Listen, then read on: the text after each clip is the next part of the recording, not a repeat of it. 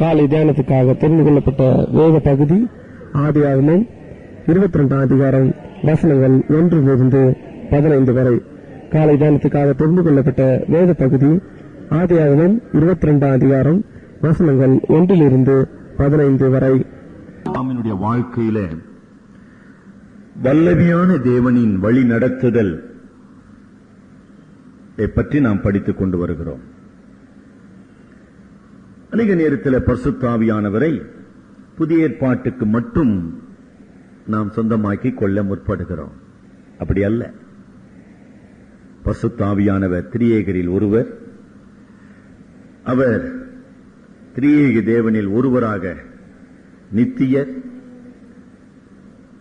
சர்வ வல்லமையுடையவர், சர்வத்தையும் அறிந்தவர், சர்வத்தையும் ஆளுகிறவர், தமது படைப்பின் கிரியைகளாகிய சர்வத்தாலும் மகிமைப்படுகிறவர். You cannot limit the glorious person of Holy Spirit to any set time or any period of time. Sir, இந்த காலத்துல ஆவியானவர் இப்படி இருந்தார் சார், இப்ப இப்படி சார், இப்ப அப்படி சார், அப்படி இல்லை சார். காலத்தினாலும் சூழ்நிலைகளினாலும் அவர் மாறுகிறதில்லை. நம்ம தான் அவருடைய மகத்துவமான தன்மையை அறியாதவர்களாக இருக்கிறோம். இந்த கருமையானவர்களே, இன்றைக்கு மக்களுக்குள்ள ஒரு தேவையற்ற ஒரு தவறான ஒரு ஏக்கம். ஐயோ, எனக்கு இந்த வரம் இல்லையே, எனக்கு இந்த வரம் இல்லையே, இந்த வரம் இல்லையே. வரங்களாங்க பெருசு. No gift of the Holy Spirit can be equated to the glorious person of the Holy Spirit. பரிசுத்த ஆவியானவர் என்கிற ஒப்பற்ற ஒரு தெய்வீக மாணவருக்கு இணையாக ஒரு வரத்தை நம்ம சமப்படுத்தலாமா? அந்த ஒரு டிஸ்டிங்ஷனே நமக்கு தெரியலீங்களே. ஆவியானவர் என்பவர் வேற, அவர் அருளுகின்ற வரங்கள் என்பது வேற. எனக்கு வரங்கள் இல்லாமல் இருக்கலாம், ஆவியானவர் இல்லாமல் நான் இருக்க முடியுமா? இருக்க முடியாது. எனக்கு அருமையானவர்களே, ஆவியானவர் முக்காலத்துக்கு உரியவர், பழைய உடன்படிக்கைக்கு உரியவர், பழைய உடன்படிக்கையின் செயலாளர். He was the agent and the fulfiller of the whole covenant.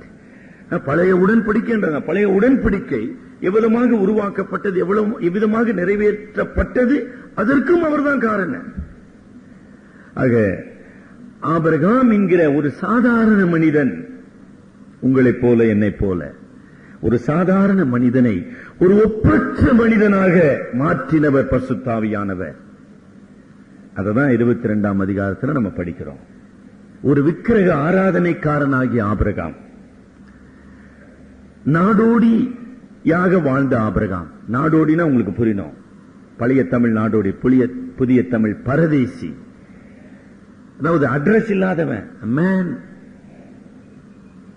who was nobody become somebody by the power of the Holy Spirit. நல்லா கவனிச்சீங்களா? கடவுள் பேசினார், ஆபிரகாமோடு பேசினார், கடவுள் பல அற்புதங்களை செய்தார்னு சொல்றோம். அதெல்லாம் யார் மூலமாக செய்கின்றார்? பரிசுத்த ஆவியானவர் மூலமாக தான். இன்றைக்கு மிக துக்ககரமாக தமிழ்நாட்டிலும் சரி, இந்தியாவிலும் சரி, வளமை கோட்பாடு, வளமை, அதாவது டாக்ட்ரின் ஆஃப் ப்ராஸ்பரிட்டி மிக வேகமாக பரவி வந்து கொண்டிருக்குது. அது நம்முடைய சிந்தையை பாதிப்பது மாத்திரமல்ல, நம்முடைய கிறிஸ்தவ விசுவாசத்தின் அடிப்படையே அசைக்கிறதா இருக்குதுங்க. மிக ஜாக்கிரதையா இருக்கணும். நீங்க அப்படிப்பட்ட தொலைக்காட்சி செய்திகளை கேட்பதை விட, பார்ப்பதை விட நீங்க சும்மா இருப்பது ரொம்ப நல்லதுன்னு நான் சொல்ல முடியும்.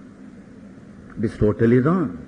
வளமை கோட்பாடு, செழிப்பின் கோட்பாடு என்ன சொல்றாங்க? ஓ, எனக்கு வியாதி வரக்கூடாது, எனக்கு கஷ்டம் வரக்கூடாது, துன்பம் வரக்கூடாது, எதுவுமே வரக்கூடாது. அது எப்படி? அப்படியே தொட்டா அற்புதம். ஆமா, தொடுவதெல்லாம் பொன்னாக மாறிக்கொண்டிருக்கணும். இதுக்குதான் ஏசாமி இந்த உலகத்துக்கு வந்தாருங்களா? Be careful with Benny Hinn channel, be careful. அவ்வளவுதான் நான் சொல்ல முடியுங்க. இல்ல, நீங்க அதுதாங்க உண்மைன்னு சென்று கொண்டிருப்பீர்கள். இந்த உலகத்தில் உங்களுக்கு எந்த ஆறுதலும் கிடையாதுங்க. நம்முடைய விசுவாசம் கர்த்தருடைய வசனத்தின் பேரிலே கட்டப்பட வேண்டும். மனித உபதேசங்களின் பேரில் அல்ல, மனித அனுபவங்களின் பேரில் அல்ல.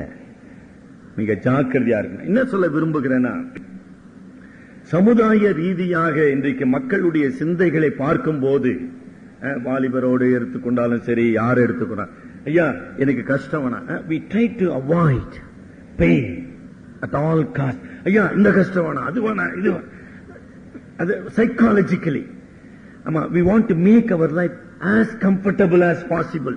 எவ்வளவு வசதியாக மாற்றிக்கொள்ள முடியுமோ அப்படி மாற்றிக்கொள்ள விரும்புகிறோம். இல்ல என்னென்ன நன்மைகளை பெற முடியுமோ சோசியலி, அது நம்முடைய மனதை பாதிக்குது. எந்த கஷ்டம் இருக்கக்கூடாது. அது சிலுவையின் உபதேசமா? அது ஆண்டவருடைய அழைப்புக்கு பொருந்துமா? ஒருவன் என்னை பின்பற்றி வர விரும்பினான், தன்னைத்தான் வெறுத்து தன் சிலுவையை எடுத்துக்கொண்டு என்னை பின்பற்ற கடவுள்ன்றாங்க. அது எப்படிங்க அந்த கான்செப்டுக்கு பொருந்தும்? Pleasure seeking concept. அது அடிப்படையில தப்பு தம்பி. ஆனா நம்ம என்ன செய்து கொண்டிருக்கிறோம்? அந்த உலகத்தோடு தான் உறவாடி கொண்டிருக்கிறோம். அந்த உலகத்திலே நிழல், அந்த நிழலிலே நாம் குளிர்காய விரும்புகிறோம். நமக்கு எந்த வீட்டுல எது இல்லைனாலும் டிவி ஆன் பண்ணினு அங்க ஆடுற டான்ஸையும் பாட்டியும் பார்த்துன்னு பொய்மையில வாழ்ந்து கொண்டு இருக்கிறோம். ஆமா, உண்மை மனவேதனையோடு பேசிக் கொண்டிருக்கிறேன். இந்த அதாவது இதே இந்தியாவிலே மெஜாரிட்டி ஆஃப் த கிறிஸ்டியன்ஸ், பெரும்பான்மையான கிறிஸ்தவர்கள் பாடுகளின் மத்தியிலும், உபத்திரவத்தின் மத்தியிலும், வேதனையின் மத்தியிலும், கண்ணீரின் மத்தியிலும் கடந்து சென்று கொண்டிருக்கும் போது, நீங்களும் நானும் தொலைக்காட்சி பெட்டி எதிர்க்க குளிர்காய நிற்கிறதுல என்னங்க நியாயம் இருக்குது? 2 நாட்களுக்கு முன்னதாக ambassadors for Christ national director reverend Christopher மோகனோடு பேசிக் கொண்டிருந்தேன். அவர்கள் ஒரிசா மாநிலத்தில் ரொம்ப அருமையான பணி ஆற்றிக் கொண்டிருக்கிறார்கள். அதாவது அங்கு ஊழியம் செய்கிற இண்டிபெண்டன்ட் ஒர்க்கர்ஸ், அவங்களுக்கு அடிப்படை கல்வி அறிவே கிடையாதுங்க, எழுத்து கூட்டி படிக்கிற நிலைமையில் இருக்கக்கூடிய தலைவர்கள். ஆனா கடவுள் அவர்களை வல்லமையாக பயன்படுத்துகிறார். It is amazing fact. நமக்கு இவ்வளவு அறிவு இருக்குது, இவ்வளவு திறமை இருக்குது, இவ்வளவு வசதி இருக்குது, கடவுள் என்னை பயன்படுத்துறாரா? அப்படி ஒண்ணு இல்லைங்களா? கடவுள் உங்களை பயன்படுத்துறாரா? கிறிஸ்டோபர் மோகன் எனக்கு பல ஆண்டுகளாக தெரிந்தவர் சொன்னாரு, நான் முதல் முறையாக ஒரிசாக்கு போன போது என்னால என்னுடைய கண்ணிலிருந்து வருகிற கண்ணீரை தடுக்க முடியலங்க சாமியல். ஒருவேளை சோறு அவங்களுக்கு கிடையாது. சிந்தனை பண்ணி பாருங்க. காடுகளின் மத்தியில் வாழ்ந்து கொண்டிருக்காங்க. Practically they cannot eat rice. வேற எதையோ சாப்பிட்டு கொண்டு இருக்கிறான். உடுப்பு, அங்க வருகிற ஊழியக்கார் வராங்க, ஊழியக்கார் அவங்களுக்கு டிரெஸ் சேஞ்ச் பண்றதுக்கு ஒரு டிரெஸ் கிடையாது. இப்படியும் மக்கள் இருக்கிறாங்கம்மா. ஆனா நமக்கு வீடு பத்தல, அல்மாரா பத்தல, இடம் பத்தல, செல்ஃபு பத்தல, எதுவுமே பத்தல. என்ன இது கொடுமை? கடவுள் நம்மளை நியாயத்தி இருக்கணுங்க, இன்க்ளூடிங் மீ. எந்த விதத்தில் நான் வித்தியாசமானவன் அல்ல. அப்படியே நான் அப்படியே உருகிட்டேன். மாற்றுவதற்கு துணி இல்லைங்க சாமியல்.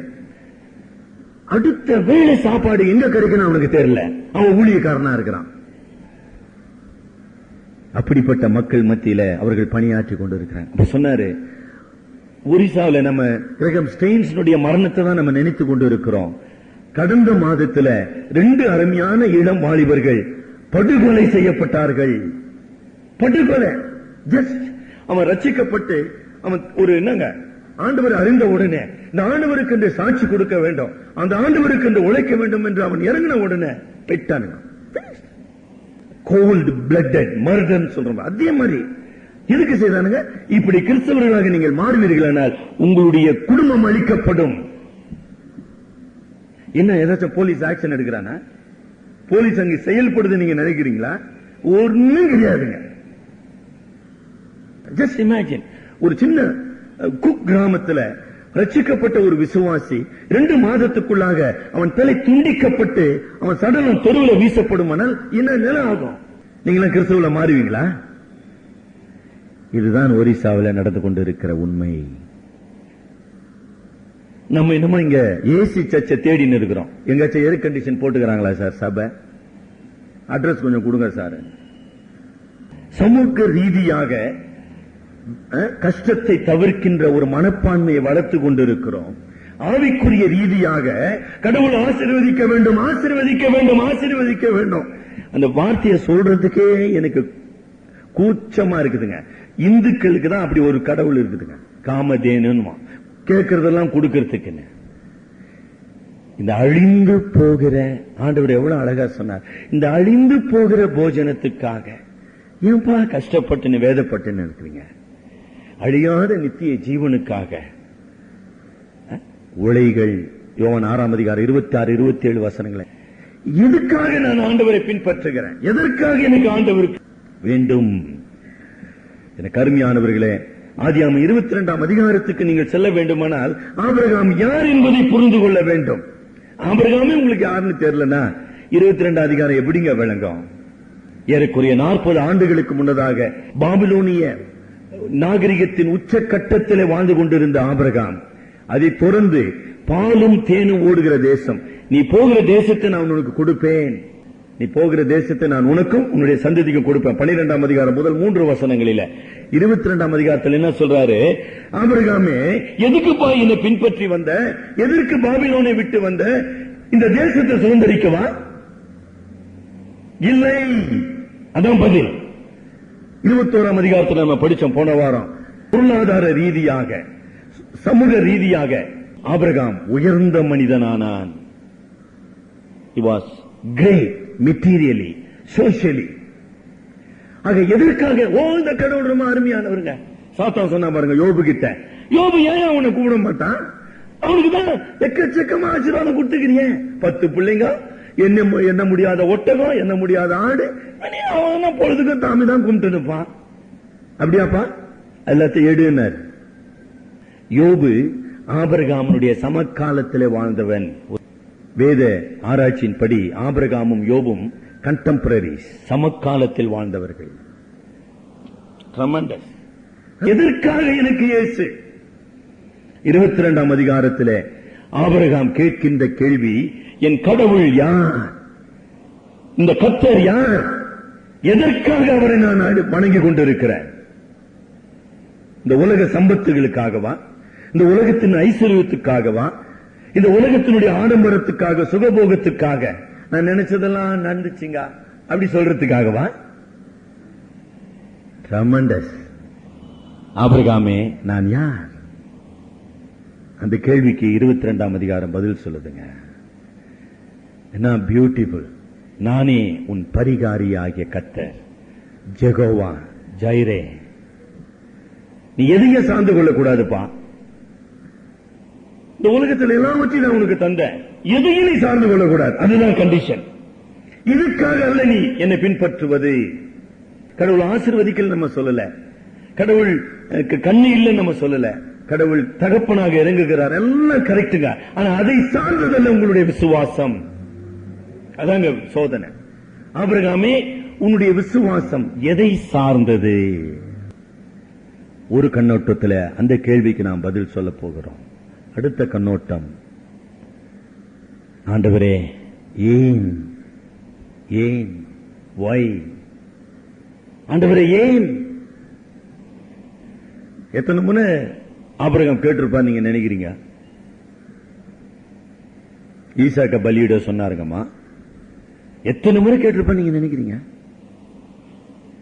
ஆபிரகாமி அந்த கேள்வி கேட்பதற்காகவே 3 நாள் டிலே பண்ணார் ஆண்டவர். இப்ப இங்கெல்லாம் பலியிடாத, 3 நாள் நடந்துனே போ. Tormenting question, why me oh lord? ஏன், ஏன் நான்? இன்றைக்கு நீங்க கேட்டுக்கொண்டு இருக்கலாம், எனக்கு ஏன் இந்த கஷ்டம், எனக்கு ஏன் இந்த சோதனை, நான் தான் கிடைச்சேன் கடவுளுக்கு. நான் சொன்னேன் தெரியுங்களா, ஒரு 22 ஆண்டுகளுக்கு முன்னதாக என்னுடைய உறவினர் ஒரு சகோதரி, இந்த மாதிரி பரவச கோட்பாட்டுக்குள்ள சபையில் இருக்கிற ஒரு சகோதரி சொன்னாங்க, தன்னுடைய 7 வயதுல, 7-8 வயதுல தாயை இழந்தாள், தன்னுடைய வாலிப வயதுல தகப்பனை இழந்தாள், திருமணமாகாமல் தனிப்பெண்ணாக இருந்த போது திருமணம் செய்யப்பட்டது, திருமணமாகி 2 மாதத்திலே கணவனை இழந்தாள். அவ கேட்டா, கடவுள் விளையாடுறதுக்கு எங்க குடும்பம் தான் கட்சிதுங்களா? இதுதாங்க பரவச கோட்பாட்டுல சென்று கொண்டு இருக்கிறவங்க கேட்கிற கேள்வி. சும்மா நான் ஆதாரம் இல்லாம பேசினேங்க. என்னுடைய own relative. You won't have any answer if you don't know who the God of Abraham. சும்மா கிறிஸ்தவ வாழ்க்கை என்பது, விசுவாச வாழ்க்கை என்பது எல்லாம் பாதகமா இருக்கிறப்ப அல்லேலூயா பிரைஸ் தி லார்ட் இல்லைங்க. ஐயோ அப்படி இல்லைங்க. எந்த நேரத்திலும் பலி செலுத்த, எந்த நேரத்திலும் பலி செலுத்த பலியாக ஆயத்தமா இருக்கணுங்க. கேட்கிற நீங்க, பேசுற நான். You must be ready to sacrifice anything and everything at any time at God's command. கடவுள் இன்றைக்கு சொல்வாரானால் உடனடியா பலி ஆகுவாத. No argument. உங்களால செய்ய முடியுமா? அந்த மாதிரி விசுவாசத்துக்கு வந்துட்டீங்களா? அதுதான் இங்க 22ஆம் அதிகாரத்துல பார்த்து கொண்டு இருக்கு. இன்றைக்கு முதல் 2 வசனங்களை மட்டும் தான் படிக்க போகிறோம். ஏன் இந்த சோதனை என்பதற்கு பதில் சொல்ல போகிறோம். இந்த சோதனை எப்படிப்பட்டது என்பதற்கு விளக்கம் காண போகிறோம். இந்த சோதனையின் காலம் கடவுள் எப்படி தேர்ந்தெடுத்தார் என்பதை சொல்ல போகிறோம். இந்த சோதனைக்கான காரணர் கடவுள் யார் என்பதை அறிந்து கொள்ள போகிறோம். இந்த சோதனையை ஆபிரகாம் எப்படி சந்தித்தான்றத ஒரு முகவரிய பார்க்க போறோம். ரொம்ப அருமையான ஒரு பகுதிங்க இல்லைங்களா?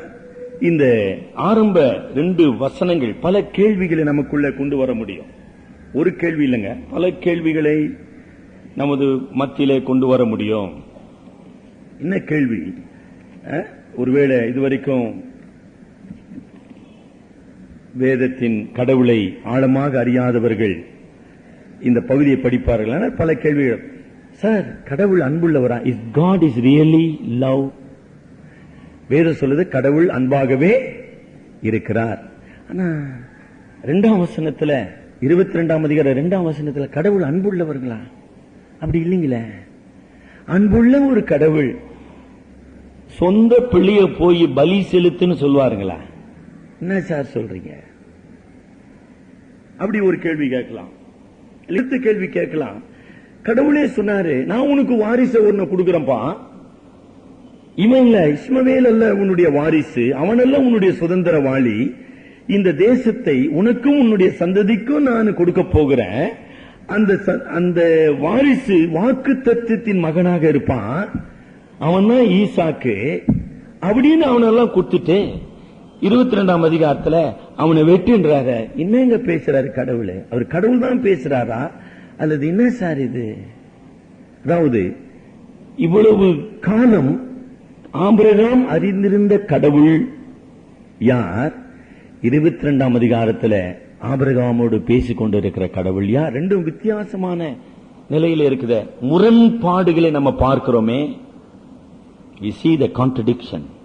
God who promises, God who provides, God who cares, God who makes the covenant. இவ்வளவு அற்புதமான ஒரு கடவுளை இவ்வளவு நேரம் படிச்சுட்டு 22ஆம் அதிகாரத்துல போய் முதல்ல பலி இருப்பான்றார்.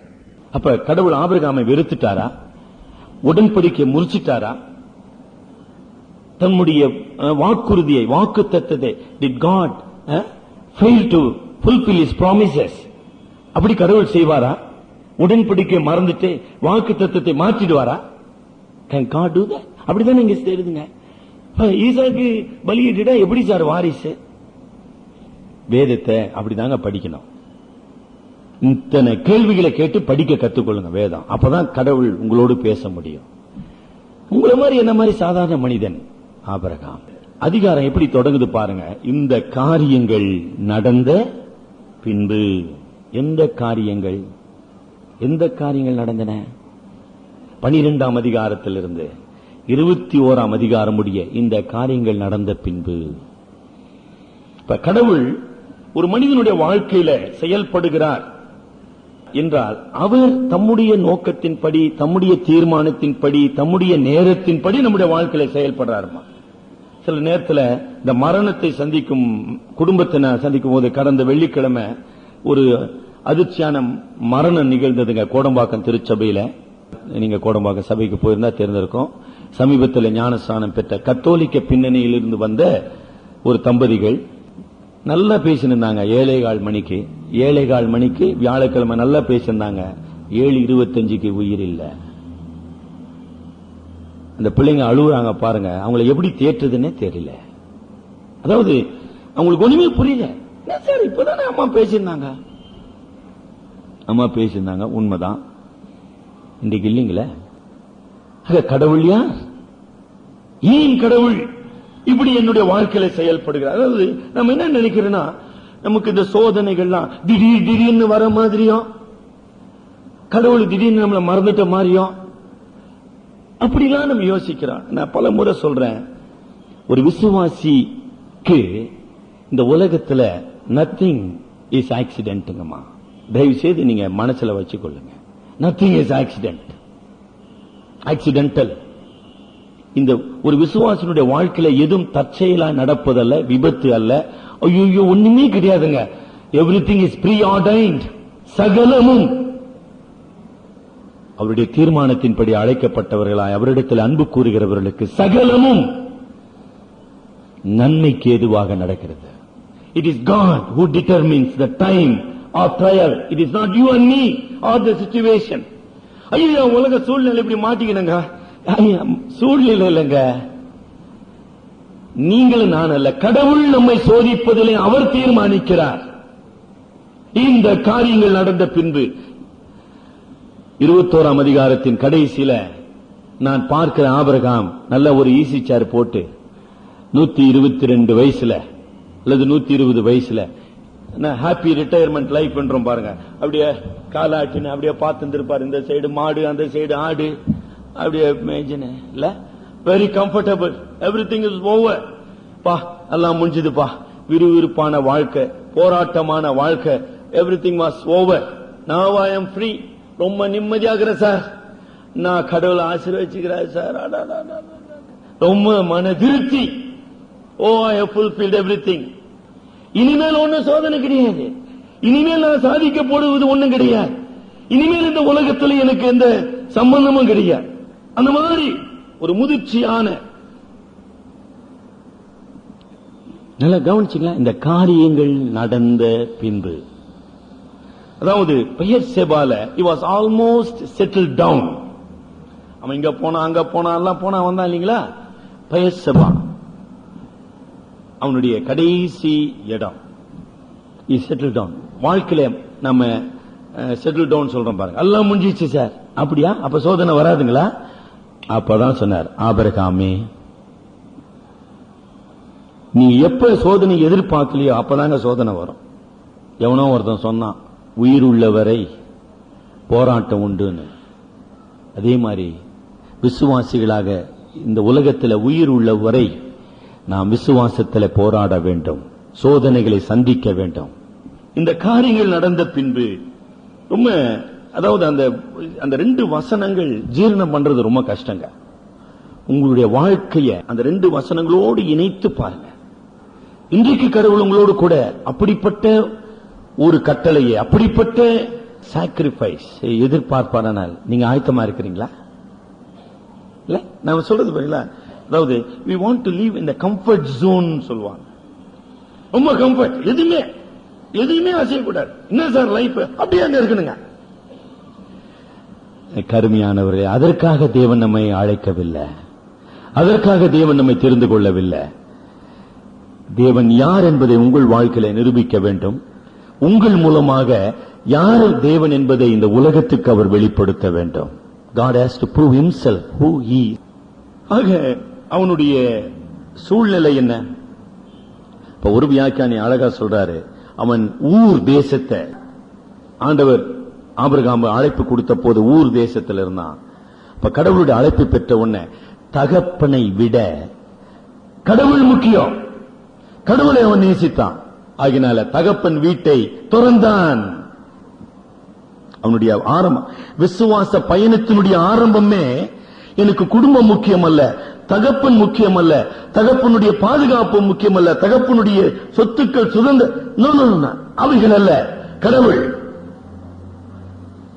ஆபிரகாமினுடைய வாழ்க்கையின் துவக்கம் 22ஆம் அதிகாரத்தில், ஆபிரகாமுடைய வாழ்க்கையின் முடிவில் மகனை விட கடவுள் முக்கியம். வாழ்க்கையில் அப்படி ஏதாச்சும் சோதனை சந்திச்சு இருக்கிறீங்களா? Please come and share. சாட்சி சொல்லணுங்க சபையில. என்ன சாட்சி சொல்லணுங்க? கடவுள் எப்படி என்னை சோதித்தார். தகப்பனை விட கடவுள் முக்கியம் ஆரம்பத்தில். இன்றைக்கு மகனை விட கடவுள் முக்கியம். உங்க வாழ்க்கையில அந்த சோதனை நீங்க சந்திச்சிருக்கீங்களா? சும்மா கடவுள் கடவுள் சொல்றது இல்லைங்க. நான் எப்போதும் சொல்றது, அநேக வீட்டு ஜப கூட்டங்கள்ல எல்லாம் வசதியா இருக்கும் போது ஆண்டவரே தோத்துறோம் தோத்துறோம் தோத்துறோம் சொல்றது இல்லைங்க. எப்ப ஆத்திரம் வருது அப்ப சொல்லுங்க தோத்துறோம். என்ன சார் பேப்டிஸ்ட் எப்ப சார் சொல்லுவாங்க தோத்துறோம்? ஆத்திரம் வருது பாத்தீங்களா, அப்ப சொல்லுங்க தோத்துறோம். அது சொல்ல முடியுமா? ரொம்ப ஆழமான விஷயங்க பிரதர். சங்கீதம் 50 எடுங்க, 14 படிங்க, 14-15. சங்கீதம் 50 14-15. உனக்கு ஸ்தோத்திர பலியிட்டு உன்னதமானவருக்கு உன் பொருத்தனைகளை செலுத்தி. ஆமா, அப்புறம் தான் ஆபத்து காலத்துல என்னை நோக்கி கூப்பிடு. ஆபத்து காலம், ஆபத்து காலத்துல கூப்பிடணும்பா. எப்படி கூப்பிடணும்? ஸ்தோத்திர பலியிட்டு உன் பொருத்தனைகளை செலுத்தி அப்புறம் கூப்பிடு பாருங்க. ரொம்ப கஷ்டம். That is what faith means. காணப்படாதவைகளின் நிச்சயமும் நம்பப்படுகிறவர்களின் உறுதி விசுவாசம். இந்த 2 வசனங்களிலே 3 விகற்பமான காரியங்களை பார்க்கிறோம். Very strange things. கடவுளுடைய விகற்பமான ஒரு கட்டளை நரபலி செலுத்துவது. ஆபிரகாமுடைய அபூர்வமான கீழ்ப்படிதல். Very strange obedience. He never questioned God. ஒரு கேள்வி கூட அவன் கடவுளை பார்த்து கேட்கவே இல்லை. அது எப்படி சார் முடியும்? சில பேருக்கு அதாவது கற்பனை, நிறைய கதைகள் கற்பனைகள் மித்தாலஜின்னு சொல்றோம். அதுல கூட நீங்க அப்படி சிந்திக்கவே முடியாதுங்க. ஒரு கேள்வி ஆபிரகாம் கடவுளை பார்த்து கேட்கல. ஒரு கேள்வி மனதில் தோணல. அது எப்படிங்க முடியும்? How can it be possible? என்ன சார் நீங்க சொல்றீங்க? Yes, it was possible. 3வது, நரபலின்றது நம்முடைய ஆண்டவருக்கும் வேதத்துக்கும் சத்தியத்துக்கும் பொருந்தாத ஒரு விஷயம் ஆச்சுங்களே. இதை போய் கடவுள் சொல்லலாமா? எப்படிங்க கடவுள் சரின்னு சொல்லலாம்? How can you say God is truth and God is holy and God's revelation is holy? எப்படி சொல்ல முடியும்? அதுக்கு நான் ஏற்கனவே சொல்ல, நம்முடைய மிஷனரி H. ஆப்பிள்பி ஐயர் அவர்கள் ஆதியாமத்துக்கு விளக்க உரை எழுதியிருக்காங்க. நீங்க அதை வாங்க படிங்க. There is a special note on this. கடவுள் ஏன் இப்படிப்பட்ட ஒரு சோதனையினாலே ஆபிரகாமை சோதித்தார்? அதுக்கு 3 பதில் கொடுக்கிறார். முதலாவது பதில், we are all limited to our own culture and our own customs. நம்முடைய சமூக சூழ்நிலைகளுக்கு நாம் கட்டுப்பட்டவர்கள், மட்டுப்பட்டவர்கள். இப்ப கடவுள் நம்மை நடத்தும் போது கடவுளுடைய நடத்துதல்கள் நம்முடைய கலாச்சாரத்துக்குள்ளே நம்மை நடத்துகிறார். அதாங்க ட்ரமெண்டஸ். இன்றைக்கு நரபலி என்பது ஒரு ரொம்ப விகற்பமான ஒரு காரியமா இருக்கலாம். ஆனா இந்தியா நாட்டை பொறுத்த மட்டும் அது ஒரு பெரிய விஷயம் இல்லைங்க. இன்றைக்கு பஞ்சாப்லயும் ராஜஸ்தான்லயும் இப்படிப்பட்ட நரபலிகள் தொடர்ந்து நடந்து கொண்டு இருக்குதுங்க. அது வெளியே வருதா என்னன்னு தெரியல. சரிங்க. ஆனா அன்றைக்கு ஆபிரகாமின் காலத்துல மெசொப்பொத்தேமியாவில நரபலி it was a usual custom of religion. நம்முடைய இந்திய நாட்டிலும் கூட நீங்க சமய ஆராய்ச்சி செய்வீர்களானால் நரபலி செலுத்தப்பட்டு வந்துள்ளது. மெசொப்பொத்தேமியாவில் நரபலி செலுத்துவது their usual custom. ஆகையினால ஆபிரகாமுக்கு அது ஒரு அதிர்ச்சியை தரவில்லை. முதலாவது விஷயம். 2வது விஷயம், சார் கடவுள் நரபலியை அங்கீகரிக்கிறாரா அல்லது அதை அனுமதிக்கிறாரா அல்லது அதை ஏற்றுக்கொள்ளுகிறாரா நீங்க கேட்பீர்கள். நரபலி செலுத்துவது கடவுளுடைய நோக்கம் அல்ல. ஈசாக்கின் பலியை கடவுள் எதிர்பார்த்தது நோக்கம் அல்ல. ஆபிரகாமினுடைய கீழ்ப்படிதல் தான் இந்த சோதனையின் நோக்கம். It was the obedience of Abraham, not the human sacrifice. அது எப்படிங்க தெரியுது? கடவுள் என்ன செய்தார்? ஆபிரகாமை அந்த நரபலி செலுத்தாதபடி என்ன பண்ணிட்டார்? கடவுள் தடுத்தார். அப்ப நரபலி செலுத்துவது ஒரு நோக்கமா இருந்தா அது அவரு தடுத்திருப்பாரா? தடுத்திருக்க மாட்டாருங்களே. அதுவல்ல அதனுடைய நோக்கம். நல்லா கவனிச்சிங்களா? ஆகவே ஆபிரகாமுடைய கீழ்ப்படிதல் தான் சோதனையின் நோக்கம். மூன்றாவது, ஏன் சார் கடவுள் நரபலியை ஏற்றுக்கொள்ளவில்லை என்றது அங்க என்ன பார்க்கிறோம்? 22ஆம் அதிகாரத்துல it was God who provided the lamb. கடவுளுடைய நோக்கம் இதெல்லாம் முன்கூட்டி திட்டமிட்டதுமா. அதாவது 22ஆம் அதிகாரத்தின் சர்வ நிகழ்ச்சிகள் நடப்பதற்கு முன்னதாகவே கடவுள் எல்லாவற்றையும் ஆயத்தப்படுத்தி இருக்கிறார். அங்க என்னமா நம்ம பார்க்கிறோம்? 13ஆம் வசனத்துல God provided the lamb. கடவுள் தடுத்தார், கடவுள் ஆட்டுக்கடாவை பதிலாக தந்தார். ஆகையினாலே God does not demand human sacrifice. லேவியராகமம் 18ஆம் அதிகாரம் 21ஆம் வசனம், 20ஆம் அதிகாரம் முதல் 2 வசனங்களை ஒருத்தர் வாசிக்கலாம். லேவியராகமம் 18:21. சந்ததியில் யாரை ஆகிலும் மோலோகுக்கென்று தீ கடக்கும்படி இடம் கொடாதே, பரிசுத்த குலைச்சல் ஆகாதே. மோலோகுக்குன்னா கானானிய தெய்வமாகிய மோலோகு. அந்த மோலோக்கு தீ கடக்க பண்ணி பலியிடாதே என்று ஆண்டவராகிய கடவுள் சொல்லுகிறார். 20ஆம் அதிகாரம், சிறவேலில் வாசம் பண்ணுகிற அந்நியர்களில் எவனாயிலும் சந்ததியில் ஒரு பிள்ளையை மோலோகுக்கு கொடுத்தால் அவன் கொலை செய்யப்பட வேண்டும். இவ்வளவு பெரிய கட்டளையை மோசையின் மூலமா தேவன் கொடுக்க போறார். அப்ப ஆபிரகாம் காலத்தில் இருந்த கடவுள் வேற, மோசையில் இருந்த கடவுள் வேற அப்படிங்களா? அப்படி இல்லைங்க. கடவுள் ஒருவர் தான். The purpose of the trial is not to have the human sacrifice, but to ascertain the obedience of Abraham. இந்த 3 குறிப்புகளை நம்ம வேகமா பார்த்து முடிப்போம். சோதனையின் காலம். சோதனையின் காலம் என்ன? முதிர்ச்சியின் நிலை, அமைதியான ஒரு வாழ்க்கை, எல்லாம் அவனுடைய ஆபிரகாமுடைய வாழ்க்கையில விறுவிறுப்பான சோதனைகள், விறுவிறுப்பான காலங்கள் எல்லாம் முடிந்து அமைதி, இனிமேல் ஒரு சோதனை இல்லை என்று நினைக்கிற நிலை, மன அமைதியுடன் திருப்தியுடன் வாழ்கின்ற ஒரு நிலை. இப்படிப்பட்ட நிலையில தேவன் ஆபிரகாமை அழைத்தார், ஆபிரகாமை சோதித்தார். இதுக்கு நம்ம கிறிஸ்தவ வாழ்க்கையில கடவுள் நம்மை ஆசீர்வதிக்கிறார். அப்ப நம்முடைய வாழ்க்கையில கடவுள் ஆசீர்வதிக்கிறபடியினால நமக்கு இனிமேல் பிரச்சனை இல்லை, இனி சோதனை இல்லை நம்ம நினைக்கிறோம். அப்படி இல்லை. கடவுள் ஆசீர்வதிக்கலாம், அதே நேரத்தில் நம்மை சோதிக்கலாம். அநேக நேரத்தில் ஒரு சிலர் ஞானஸ்நானம் எடுக்க போறாங்க. ஞானஸ்நானம் என்பது கடவுளுடைய ஒப்பற்ற ஒரு ஆசீர்வாதத்தின் வழி நடத்துதல். கர்த்தர் நம்மை ரட்சித்து அவருடைய பிள்ளையாக நம்மை முத்தரித்து இந்த உலகத்தில் அவருடைய சாட்சிகளாக வாழ நம்மை தெரிந்து கொண்டு ஆவியினாலே நம்மை மறுபடியும் பிறக்க செய்து அவருடைய உடன்படிக்கையின் சுதந்திரவாளிகளாக நம்மை மாற்றுகிறார். It's one of the greatest spiritual blessing, no doubt about it. ஆனா அதுல பிரச்சனை இருக்காதா? கட்டாயமா இருக்கும். அநேக உங்களுக்கு எல்லாம் தெரிஞ்சிருக்கும், நம்ம சபை நாட்டும் பணியில அநேக இந்துக்கள் கிறிஸ்தவத்துக்குள்ள வராங்க. அநேக பெண்கள் விசுவாசித்து கர்த்தரை அறிக்கை செய்து ஞானஸ்நானம். So they undergo tremendous pain. Ambattur மங்களபுரத்தில் ஒரு பெண்மணி, அவருடைய கணவன் ஒரு கம்யூனிஸ்ட், தீவிரமான கம்யூனிஸ்ட் தலைவர். நம்ம ஊழியர் சாமியல் ஐயா அவர்கள் அங்கு ஊழியம் செய்யறாங்க.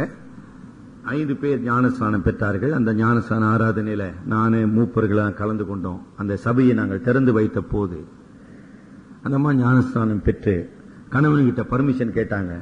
ஐயா நான் ஞானஸ்நானம் எடுத்துக்கமா, தாராளமா எடுத்துக்கோ ஞானஸ்நானம். ரொம்ப சந்தோஷமா அந்த அம்மா வந்து சாட்சி சொன்னாங்க. சந்தோஷமா ஞானஸ்நானம் பெற்றாங்க. இட் வாஸ் ஹாப்பி டே.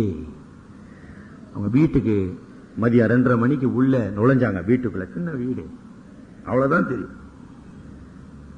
வீட்டுக்குள்ள நுழைஞ்ச உடனே அந்த கணவன் குடித்து விட்டு ஒரு மிருகத்தை அடிக்கிற மாதிரி அடிச்சு அப்படியே போட்டு போயிட்டான். நாயை கூட நம்ம அவ்வளவு அடிக்குமா? நாய் அடிக்கிறோம் சொல்ற பின்னிட்டான். எப்படி எப்படிலாம் அடிக்க முடியுமா அடிச்சு முடிச்சிட்டான். அப்படியே முகம் வீங்கி, தலை வீங்கி, உதடு கிழிஞ்சி. She was beaten to the death ன்னு சொல்றோம் பாருங்க. அந்த அழக்கூட முடியல. அதாவது என்னடா அல்ல அதே கிராமம் தானே. உடனே எஸ்கேப்ட், ஓடிட்டான். 2 நாள் அவன் திரும்பி வரவே இல்லை. ஆனா அது இன்னும் ஞானஸ்தான ஆராதனை முடிஞ்சு ஊழியக்காரெல்லாம் இன்னும் இங்க வரல, இன்னும் யாரும் சரியா போல. உடனே சொல்லியிருக்காங்க, ஐயா அம்மாவை அடிச்சிட்டாங்கயா. உடனே அந்த விசுவாசிகள் சேர்ந்து அந்த அம்மாவை ரஷ் பண்ணி ஆட்டோல கொண்டு வந்து ஜிஹெச்ல சேர்த்தாங்க. She was unconscious for 3 days. அந்த அடி எப்படி இருந்திருக்கும்? 3 நாள் உங்களுக்கு சுய நினைவு வரல. நடந்த நீங்கெல்லாம் அவங்களை சந்திக்க நான் விரும்புறேன். 3 நாள் கழிச்சு அவங்க கண்ணை திறந்து பாக்குறாங்க, கணவன் இல்ல. யார் இருக்கிறா? விசுவாசிகள், எல்லாம் புது விசுவாசிகள். அவங்க தான் நின்று அழுது, சொந்த சகோதரியை போல, சொந்த தாயை போல. ஆமா, எல்லாம் ஏழைகள். அப்படியே திறந்து, அப்ப கூட அவங்க அழல, கதறல, சந்தோஷத்தோடு கடவுள் என்னை காப்பாத்தினார் சார், கடவுள் என்னை காப்பாத்தினார். இன்றைக்கு விபச்சாரத்துக்கு மனைவியையும் பிள்ளையையும் விற்கிற கணவன்மார்கள் உண்டு. மனைவனுடைய ஒரு கள்ள சாராய விற்கிற மனைவி புருஷன்மார்கள் உண்டு. என்ன சொல்ல விரும்புறேன், இவ்வளவு பெரிய பாவம் செய்யற மனைவியை மனைவியாக ஏற்றுக்கொண்டு ஆதரிக்கிற கணவன்மார் உண்டு. ஆனா கடவுளுக்கு கீழ்ப்படுகிற ஒரு மனைவியை அடிச்சு கொள்ளலாம். வரலாமா? வரலாம். கடவுள் காப்பாத்தினார். ஏறக்குறைய 2 ஆண்டுகள் அந்த கணவனுக்கு, எந்த கணவன் அடிச்சானோ அந்த கணவனுக்கு பொறுமையோடு அன்போடு அவங்க ஊழியம் செய்தாங்க. இன்றைக்கு அந்த கணவன் சபைக்கு வந்து நிற்கிறான். அந்த கணவன் வந்து சொன்னது ஊழியக்காரர்கிட்ட, ஐயா இந்த மாதிரி என் மனைவி அடிச்ச உடனே என் மேல நீங்க போலீஸ்ல ரிப்போர்ட் பண்ணுவீங்க, என்னை வந்து சிறையில தள்ளுவீங்க நான் எதிர்பார்த்தேன். ஆனா நீங்க அதெல்லாம் ஒண்ணும் செய்யல. என் மனைவியை காப்பாற்றி மறுபடியும் ஒரு மனைவியா என்கிட்ட நீங்க கொடுத்திருக்கீங்க. இப்பதான் எனக்கு விளங்குது கிறிஸ்தவனா என்ன, அன்புனா என்ன, ஜாதி என்கிற எல்லையை கடந்து கிறிஸ்தவ சபையில எப்படி மக்கள் செயல்படுறாங்கன்றத நான் பார்த்திருக்கேன். Communist, he was a ardent communist. அந்த ஏரியா ஃபுல்லா யாரும் ஊழியெல்லாம் செய்ய முடியாதுங்க லேசா. இன்றைக்கு அந்த கணவர் வந்து கொண்டு இருக்கிறார். சோதனைகள் வரும் எப்போதுமா, ஆசீர்வாதத்தை தொடர்ந்து. ஒரு சின்ன உதாரணம் ஆபிரகாமுடைய வாழ்க்கையில இல்லைங்களா, 22ஆம் அதிகாரம் ஆண்டவர் சொல்றாரு 1ஆம் வசனத்துல, கர்த்தர் ஆபிரகாமை நோக்கி ஆபிரகாமே என்றார். அவன் இதோ, ஓ கடவுள் கூப்பிட்டார்ப்பா, ஐயோ என்னன்னு தெரியல. he was so happy, ரொம்ப சந்தோஷம். ஏன் கடவுள் என்ன செய்யறாருங்க எப்போதுமே? 15ஆம் அதிகாரம் 1ஆம் வசனம் படிங்க. 15:1. நடந்த பின்பு கர்த்தருடைய வார்த்தை ஆபிரகாமுக்கு தரிசனத்திலே உண்டாகி, அவர் ஆபிரகாமே நீ பயப்படாதே, நான் உனக்கு கேடகமும் உனக்கு மகா பெரிய பலனுமாயிருக்கிறேன் என்றார். அதற்கு ஆபிரகாம், கர்த்தராகிய ஆண்டவரே அடியனுக்கு என்ன தருவீர்? அப்ப என்ன, கடவுள் வந்த உடனே ஆசீர்வாதம், ஏதோ புது ஆசீர்வாதம் போல இருக்குது, புது உடன்படிக்கை போல இருக்குது. ஐயோ கடவுள் என்னமோ தரப்போறாரு. 17ஆம் அதிகாரம் 1ஆம் வசனம்.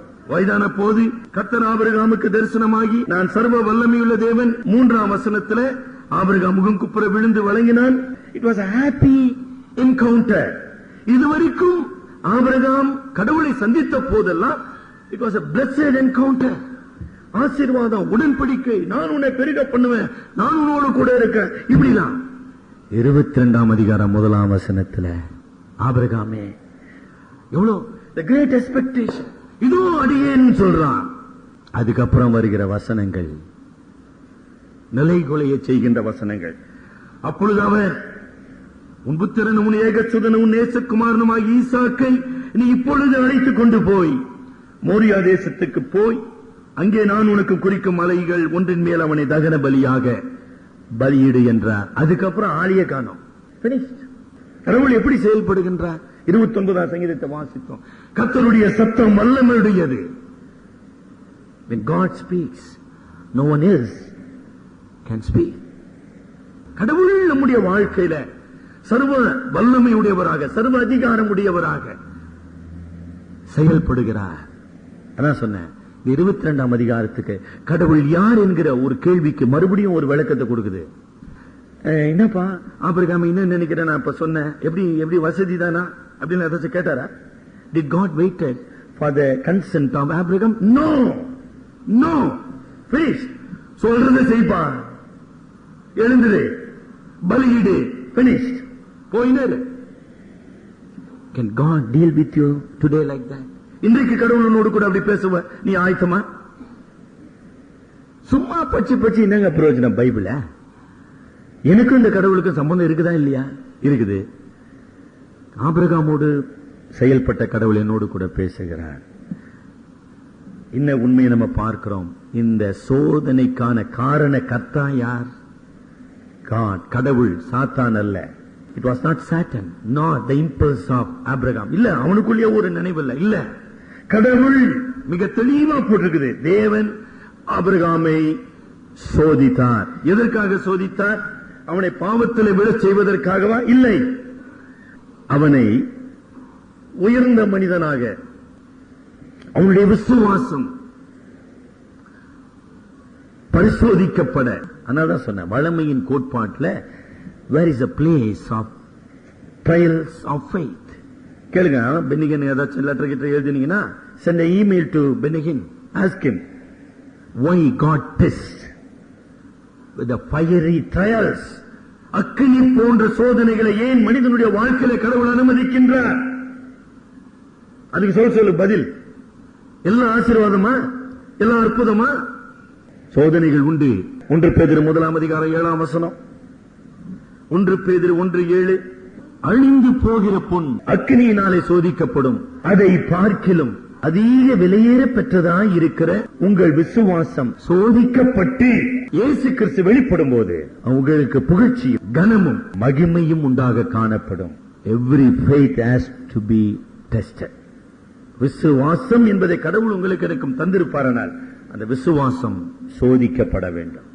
சோதிக்கப்படாத விசுவாசம் விசுவாசம் இல்லை. ஆக the stronger the faith, the stronger the trials will be. ஐயா, நான் பெரிய விசுவாசி, படுத்த விசுவாசியா? ரொம்ப பலமான சோதனைகள் உன்னை எதிர்கொண்டு வந்து கொண்டிருக்கின்றன. அதான் உண்மை.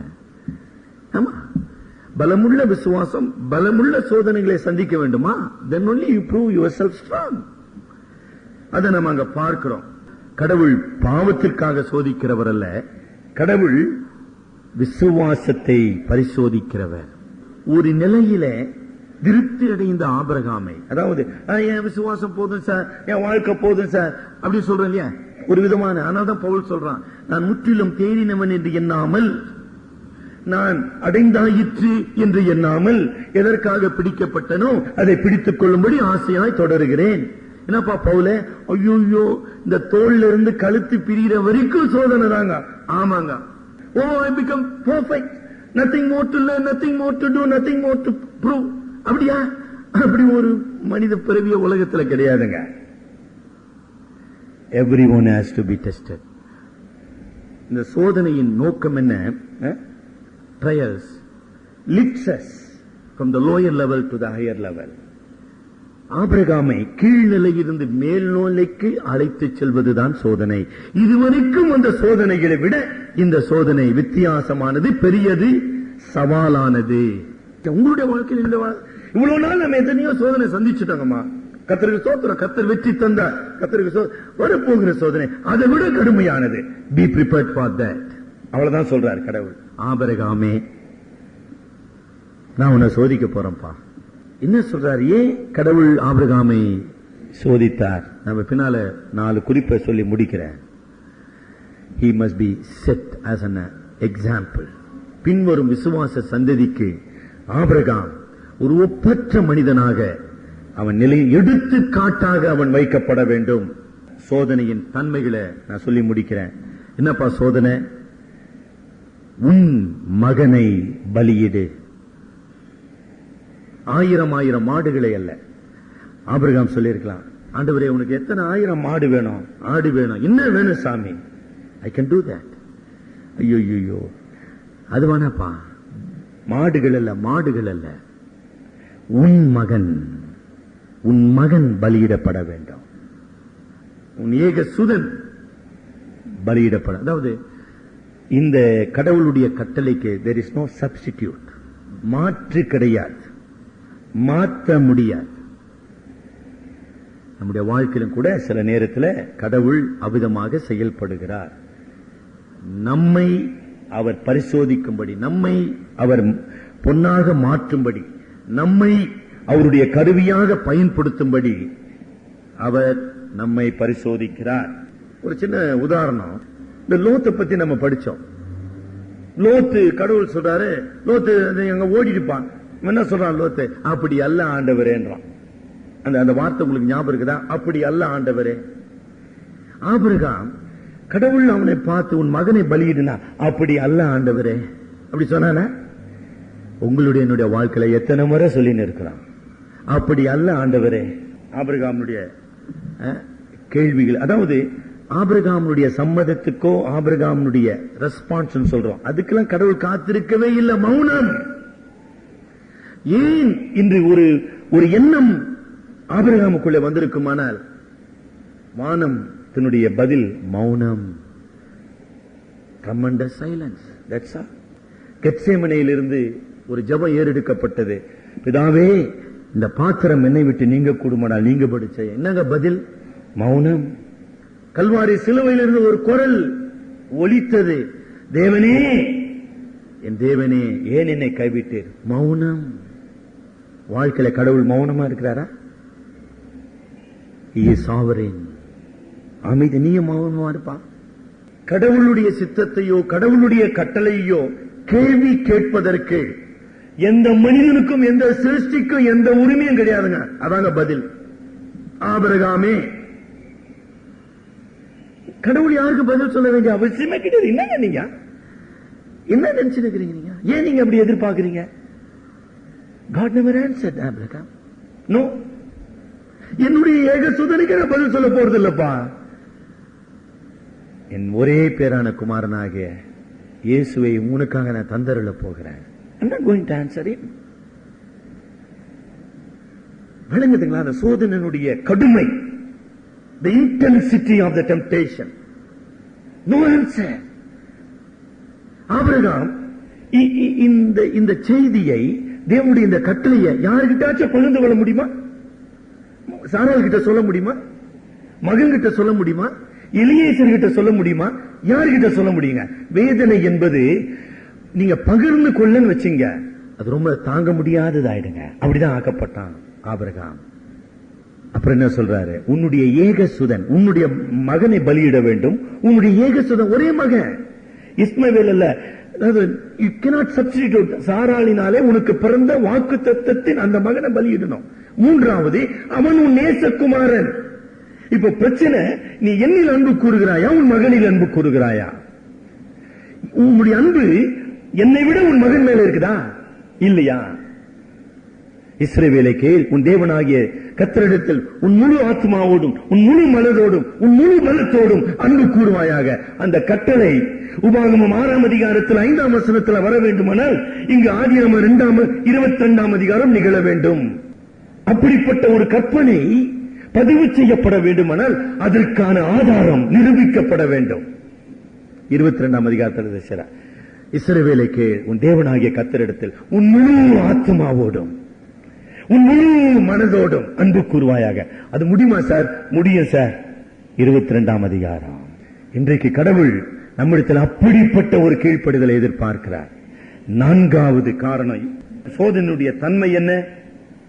நாம் சோதிக்கப்படும் போது யாரை சார்ந்து கொள்ளுகிறோம்? யாரிடத்தில் ஓடுகிறோம்?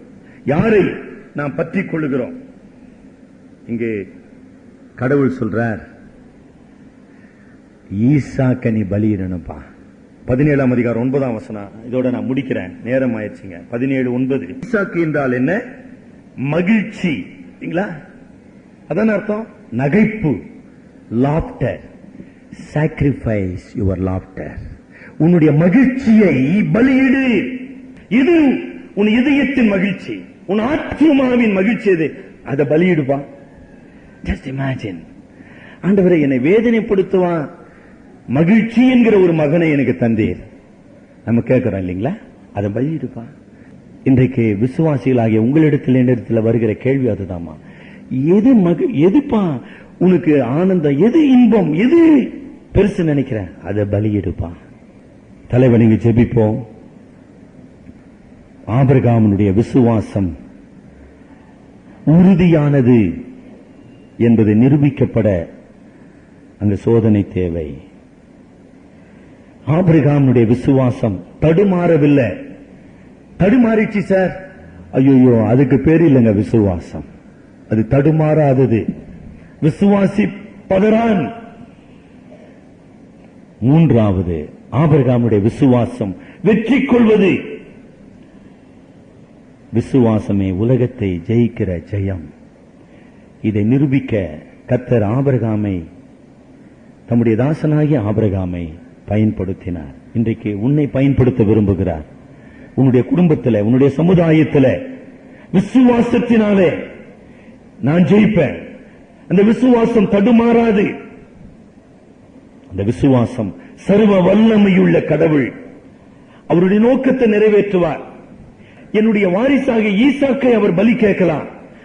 ஈசாக்கு பலியிடப்படுவதனாலே அவருடைய நோக்கம் தடைப்படாது, அவருடைய வல்லமை மாற்றப்படாது, அவருடைய திட்டம் தடுக்கப்படாது. Nothing can alter the eternal purpose of God. அவர்தான் வாக்கு பண்ணி கொடுத்தார் ஈசாக்கு அவர் எடுத்துக்கொள்வதனால அவருடைய திட்டம் மாறுகிறதில்லை. இந்த விசுவாசத்தை ஆபிரகாம் கொண்டிருந்தான். ஆப்பிள் பி ஐயர் அவர்கள் 5ஆம் வசனத்துக்கு விளக்கம் சொல்லும் போது, மரித்தோரை உயிர்ப்பிக்க வல்லமையுள்ள கடவுள் என்பதை ஆபிரகாம் அறிந்தபடியினாலே தன்னுடைய மகனை பலியிட அர்ப்பணித்தான். உனக்குள்ள அப்படிப்பட்ட விசுவாசம் இருக்குதுங்களா? என்னுடைய விசுவாசத்தின் ஆதாரம் the sovereignty of God, the eternal purposes of God. கடவுளுடைய சர்வ வல்லமை, அவருடைய சர்வ நோக்கத்தை நிறைவேற்ற முடியும். எங்கள் அன்பின் ஆண்டவரே, பரிசுத்தமுள்ள பிதாவே, அன்புள்ள கடவுளே, நாங்கள் உம்மை ஆராதிக்கிறோம்.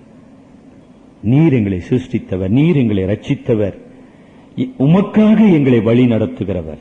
இந்த உலகத்துக்காக அல்ல, அழிந்து போகிறவைகளுக்காக அல்ல, அழியாதவைகளுக்காக, நித்திய ஜீவனுக்காக நீர் எங்களை சிருஷ்டித்தீர், எங்களை ரட்சித்தீர். ஆவியானவரே, நீர் அருளின விசுவாசம் சோதனைகளினாலே சோர்ந்து போகாமல் நாளுக்கு நாள் கிருபையின் மேல் கிருபையை பெற்று பலத்தின் மேல் பலனடைந்து நாங்கள் விசுவாசத்தினாலே உலகத்தையும் பாவத்தையும் சாத்தானையும் ஜெயிக்கத்தக்கதாக நீர் எங்களை மாற்றி அருளும். எங்களுடைய உலகத்துக்குரிய சிந்தைகள், மாம்சத்துக்குரிய பாசங்கள், சுயநலமான நோக்கங்கள், உமக்கு பதிலாக நாங்கள் வாழ்க்கையிலே சேர்த்துக் கொண்ட சின்ன சின்ன விக்கிரகங்கள், எல்லாவற்றையும் நாங்கள் பலியாக்க தேவரீர் எங்களுக்கு உதவி செய்யும். எங்கள் அருமை இரட்சகர் மூலம் ஜெபிக்கிறோம் பிதாவே, ஆமென். என் ஆத்துமாவே கர்த்தரை ஸ்தோத்ரி, என் முழு உள்ளமே அவருடைய பரிசுத்த நாமத்தை ஸ்தோத்ரி. என் ஆத்துமாவே கர்த்தரை ஸ்தோத்ரி, அவர் செய்த சகல உபகாரங்களையும் மறவாதே. ஆமென்.